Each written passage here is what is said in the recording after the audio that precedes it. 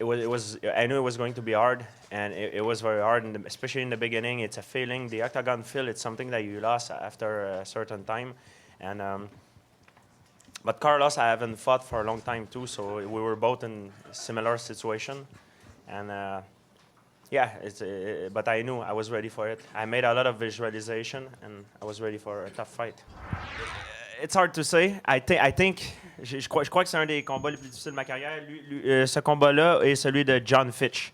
This fight and John Fitch fight was two fights that I was really pushed to the edge, and but this fight it was a little bit special too because I haven't been there for a long time, and it was at home. I think this fight was something very special for me because it was in Montreal and the whole story behind it. I think this fight was. Je crois que ce combat-là, c'était vraiment spécial pour moi. C'était le combat, peut-être un des combats les plus difficiles pour moi par rapport à que j'étais absent pendant 19 mois et je faisais un retour. I'm happy. I give everything I had. You know, I live everything I had in the octagon. I was exhausted. We say in French is an expression. My cornerman was yelling at me, put him in red. Like in red, that's mean like give everything you have every round. So you come back, you're exhausted, and that's what I did. I give everything I had. I have no regret. I fought the best I could, and I have to give Carlos the credit because he's number one guy. You know, so I give Carlos the credit. You know, people sometimes they forget I'm fighting the best guy in the world. You know, so they say, oh, the finish, but the finish, you know, it's not always easy. And regarding the credit, I give everything I had. I have no regret. I give everything. I fought for my fan. I left everything out there, and I had fun. I had a blast tonight. John Hendricks looked very impressive tonight, and with this victory, probably he put himself in #1 spot. We'll see what's gonna happen. And Nick Diaz says on Twitter apparently he's not impressed by my performance. Who said that? Nick Diaz. Moi, j'étais pas. J'ai mieux fait que Nick Diaz en fait. Alors I said I did better than Nick did against Carlos, but it was a tough fight. You know, it could have gone either way at some point. I was in big trouble, and I gave everything I had. Donné tout ce que j'avais. Confiance pour l'avenir, le retour. Oui, it gave me a lot of. You said did it give you a lot of confidence? Oui, ça me donne beaucoup de confiance. Puis j'ai retrouvé le feu, j'ai retrouvé l'amour que j'avais perdu pour le sport, et puis que ma nouvelle routine, j'ai du plaisir à nouveau. So I found the fire back. I had a lot of fun. This time in the octagon, I had a blast tonight. I was getting hit. It was painful, but I had a lot of fun, and I love my job, and thanks to everyone for the support. I don't care the critic, what they say. I fought. I give everything I had tonight, and you know, I am like I am. I use my body the best as I can. I don't have the knockout power of a Rampage Jackson. I don't have maybe the athletic ability of a John Jones. I don't have the accuracy of a Anderson Silva, or I don't have the wrestling of a Charles Sonnen, but I use my body with the tools I have the best as I can, and that's why I win fight. It's not always about the muscle, it's the mind, and I use my tools the best I can to win the fight and to fight for the fan and to make a good show. So that's all. Talk about the first, when I had a kick to the head tonight, I had a flashback of Matt Serra. Yes, oui, c'est de l'expérience. En fait, au lieu de... Des moments, des fois, tu te fais atteindre, puis tu as besoin de récupérer. Puis c'est l'expérience. C'est l'expérience que j'ai gagnée durant ma carrière qui m'a permis de survivre. Et puis, je me suis servi de ça ce soir. When I get hit hard, sometime before, I was a very proud guy. I tried to give it back right away, but the experience I gained from all my fight, it allowed me to recompose, defend myself, and when I got back to come back stronger, is experience that allowed me to survive, you know, and come back from that big kick that I got hit with. When I fight Carlos, I study Carlos a lot, and Carlos is a very interesting guy.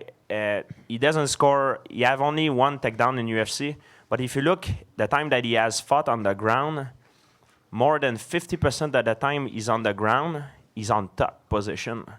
Because he bait, that's what I've seen in studying his fight. A lot of time he was baiting for submission. So my game tonight, didn't want to end up going for a submission and end up on the bottom with him. Because strangely, he doesn't do takedown, but he's on top for a lot of time, which is very strange for a fighter. He's a very special style, Carlos, and I knew that. He's a very clever guy, and sometimes I felt he let me some opening for me to go for something. And I don't know, I haven't talked to him, but maybe that's the case. And I didn't go. I wanted to play more a ground and pound game with him. I didn't want to do the same mistake I did with Dan Hardy, go only for submission. I want to hurt him with the strike. Question for Carlos and for George, and I apologize for this question, but I feel I need to ask it. Did either of you miss having Greg Jackson in your corners, and did it affect your performance tonight? I missed having I missed having Greg in my camp, like pretty much the whole time. You know, he is a big part of my camp and in my preparation. So, you know, it'll be nice the next fight, not fighting another, a guy who's affiliated with the team, and back to normal with Greg Jackson, back to coaching duties. Yeah, this is Greg. He's a plus for us, But and for that fight, it was neutral for me because you take away Greg for me, take away Greg for Carlos. So mentally, it didn't do anything for me. For me, it was a fair thing. But of course, if I would have, it's a plus. Greg is a very smart coach. He's very good tactician. But now he wasn't there. So if I miss him, yeah, of course I miss him. I miss Greg. But it's not like we cannot talk. Like I can call him right now. Hey, Greg, how are you? He's there, but it's just we didn't talk about fighting and we didn't talk about that's it. I did not talk about my knee. I just when you haven't fought for a long time, you forgot the feel of the octagon, the suffering, this feeling of not giving up. And it's sometime in the fight I was like, oh my God, I was like, I wanted to, I was like mentally, not breaking mentally, but you have to push. And this is something I haven't felt for a long time. Yeah. Something very special. You have in training, but it's not quite the same. You cannot, you have to fight in the octagon to understand that. I cannot really explain. It's something very special that the feel of the octagon, the light, the heat of the light, the crowd, the ground, the feeling of it. It's something that if you haven't done it for a long time, it can be good in training, but if you haven't done it for a long time, it's going to affect you. And it did affect me a little bit. And, it is what it is. If the... Hold on. George... Who's got the mic? Are you asking another question? Go ahead. One more. George, if the super fight with Anderson Silva does happen, at what weight would you like to fight him at?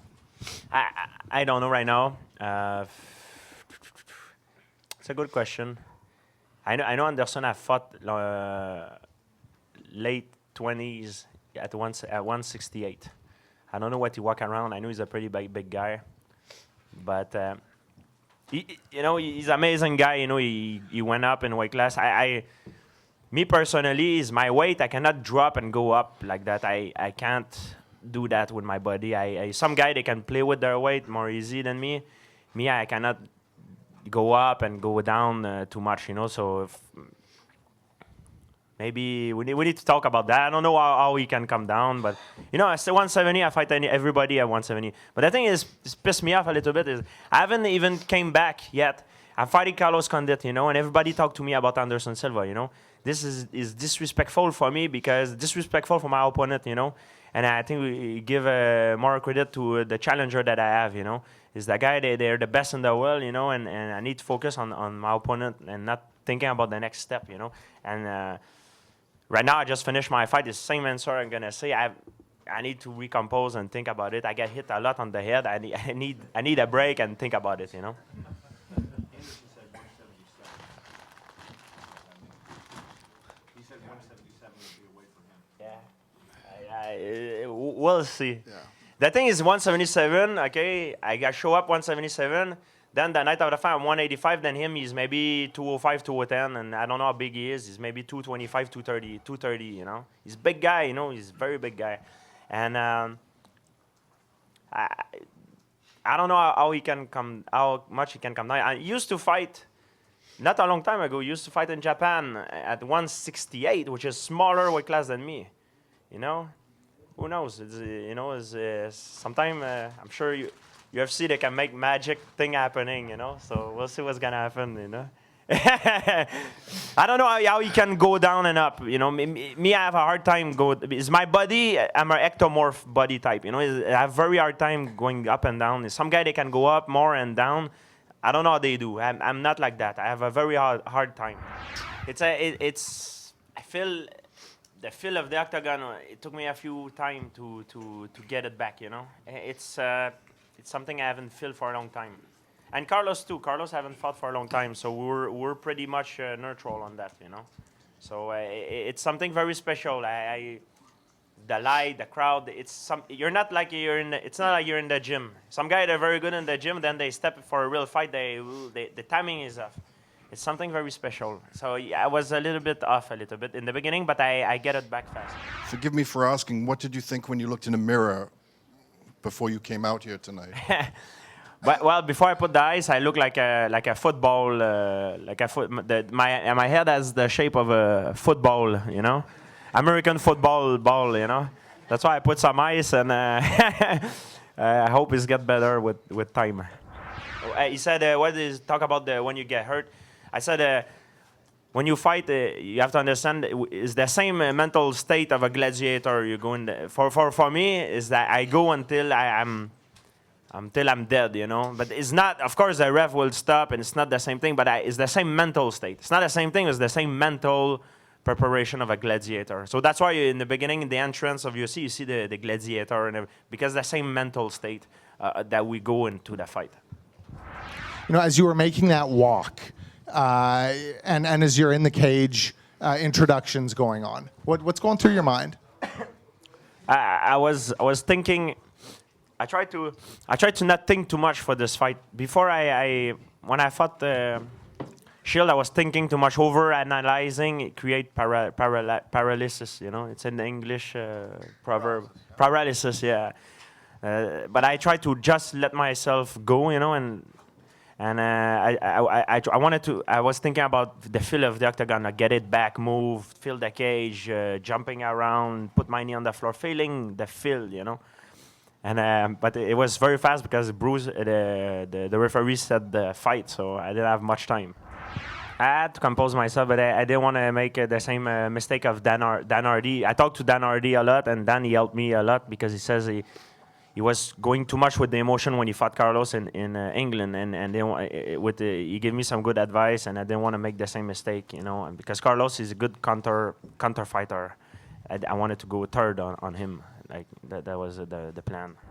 But it's cut. The cut. I want a finish, but I don't want to finish a guy with a cut. You know, for me, it's not really a finish. I mean, for the pride of a fighter, you want to finish by knockout or submission. A cut, it's kind of a boring finish. Yeah, it's a finish. You take it. If you win, you win. I want to open, but it's not as rewarding as a knockout or a submission if you finish a guy with a cut. And of course, I knew he was open. But you know, I was thinking of doing my job, you know. Well, you know, obviously, you know, that's not where I wanted to be. I didn't want to be under George taking elbows. But well, I would say that, you know, in addition to being sweaty, the blood also made it really, really hard to grip for any sort of submissions. So that made things tricky. And made it harder to hold on to him, you know, while he was kind of posturing up to drop more strikes. So, yeah, I mean, it definitely had an effect in the fight, but I think it looked cool. You know, everybody likes a bloody fight, right? I know Carlos is a very clever guy. Sometimes he bait you in a submission. So when you go for it, he used that momentum to come back on top. He do that many times in his fight. So I knew that. So that's why sometimes I feel the submission. He let me like a katagatami. You call it in English a side choke, but I was like, I didn't feel it's really there. I think he was setting me up for standing up. But who knows? Maybe, I don't know, you know. You know, I honestly, I felt whether I kicked or whether I didn't, he was probably going to be able to take me down. So I might as well kick. You know, and, you know, I was almost closed it out with one of them, too. But, you know, it was more the timing of the kicks than anything. We, you know, game planning for George, we were working on the timing. You know, if he's shooting in and I can time a kick and catch him with it, then you know it's good on me. And where were you when you landed the kick? I mean, did you feel like you were able to get a punch coming down from the top? Was it like one punch away? If you could have gotten that real clean shot in, did you feel he was gone? I felt like if I put another couple on him, because I hit him with, I think, 2 pretty hard elbows afterwards. I had him pretty close. If I was able to, you know, continue to, you know, maybe put a barrage on him, I might have got the stoppage. I wouldn't say that I underestimated him. I just, you know, I would have liked to have created more scrambles, and I, you know, didn't. You know, his top game was pretty formidable. And you know he was able to hit me with with some good shots. He cut me open, I think, in the first or the second. But you know, I'd have liked to have not been on my back so long. But you know, it wasn't the nightmare that it's been for other guys, I guess. Yeah, anytime, for some reason, whenever my left hand lands, it always feels solid. You know what I mean? I don't have to hit the whole chin. You know what I mean? To lay somebody out. And that's always nice to rely on. You know what I mean? I'm a wrestler, and I can knock people out. That's pretty sweet, huh? And I guess George was mentioning how tricky your ground game is, especially your setups. And the one thing George kept doing was squaring up before he would do anything. Did that frustrate you, like as you were trying to time him for a sweep or a submission? He did a really good job of being very basically having everything together, not letting me isolate an arm or a head or a leg. He was really composed and had a really good platform that he was striking from.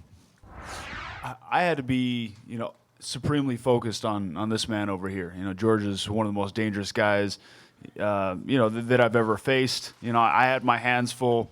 The fact that I was going to be standing across the cage from George St-Pierre, and everything else was kind of just really just in my peripheral, and it wasn't. It was there. I mean, the only time I was really dealing with it was when I was answering questions about it. Right, and you just kind of just like whatever. Yeah, I mean, what are you gonna do about it? I had my opportunity to fight George, one of the biggest stars in the sport. And that's what was on my mind. Not who's giving me my props, who's overlooking me. That stuff's gonna happen. Whatever. I have my opportunity to get in there and fight, and didn't turn out the way that I would have liked, but I feel like I left it all in the cage tonight, like George said. So it is what it is, I guess.